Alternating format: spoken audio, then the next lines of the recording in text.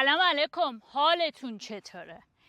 ما برگشتیم بعد یه مدت طولانی، هممونم میدونیم چرا اتفاقایی افتاد که برای کشور عزیزم ایران و مردمش و امیدوارم که صلح و آرامش برگرده و بهترین ها برای مردمش و آزادی اتفاق بیفته. این قسمت از این داستان برمیگرده به یه سکانس از یک فیلم خیلی معروف که برمیگرده به سال 1991. اسم این فیلم هستش تلما اند لوئیس. این فیلم یه بازیگر مرد خیلی معروف، جذاب، دوست داشتنی هم داره.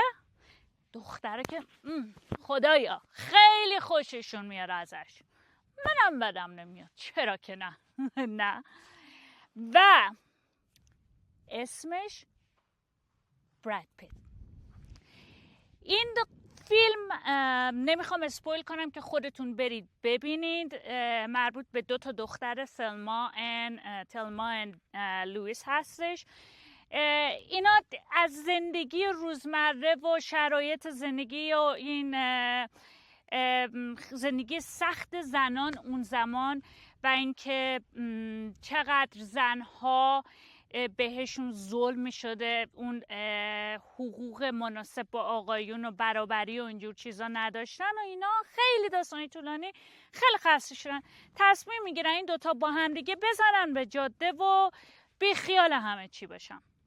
میذارن به جاده و توی یه باری یه آقایی میخواسته به یکیشون که داستان کامل توضیح نمیدن تعرض کنه و این باعث میشه که اون یکی تفنگو برداره و بکشه طرف. این داستانای طولانی پیش میاد که باعث میشه که پلیس بیفته دنبالشون و اینا فرار کنن، مجبور شن که دیگه برنگردن و زندگی عادیشون رو کنار بذارن و فرار کنن و تسلیم نشن. چرا؟